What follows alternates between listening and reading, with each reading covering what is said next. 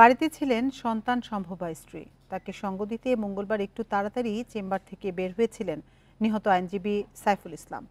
কিন্তু চট্টগ্রামের আদালত এলাকা পার হওয়ার আগেই বর্বর হামলা হয় তার উপর। এই হত্যাকাণ্ড কাঁদাচ্ছে সাইফুলের পরিবারকে। চোখের পানি ফেলছেন তার সহকর্মীরাও।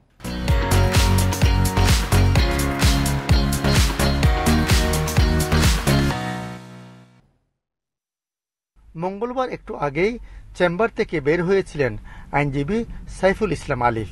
বাসায় সন্তান সম্ভবা স্ত্রীর পাশে থাকতে তাড়াতাড়ি বের হন। প্রিয় আদালত এলাকাতেই নৃশংস হামলায় নিহত হন আলিফ। আর যাওয়া হয়নি পরিবারের পাশে। প্রিয় সন্তানকে হারিয়ে অনেকটা বোবা হয়ে আছেন আলিফের বাবা জামাল উদ্দিন।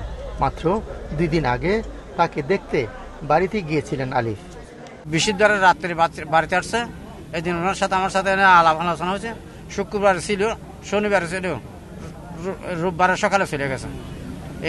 আর আমার সাথে আর আলাপ হয় না।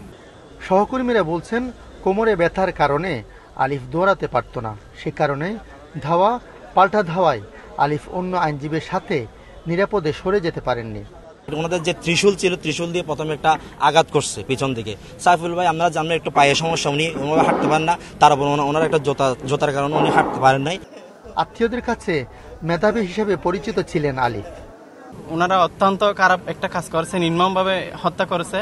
এই হত্যার আমরা সুষ্ঠুভাবে সুষ্ঠু বিচার চাই। বুধবার বিকেল 5:30টায় চিরনিদ্রায় শায়িত হন স্ত্রী, সন্তান আর স্বজনদের ভালোবাসার আলিফ, যার অনাগত সন্তান পৃথিবীর আলো দেখার আগেই বাবা ডাকার অধিকার হারিয়ে ফেলল। আলমগীর সবুজ, ইন্ডিপেন্ডেন্ট নিউজ, চট্টগ্রাম।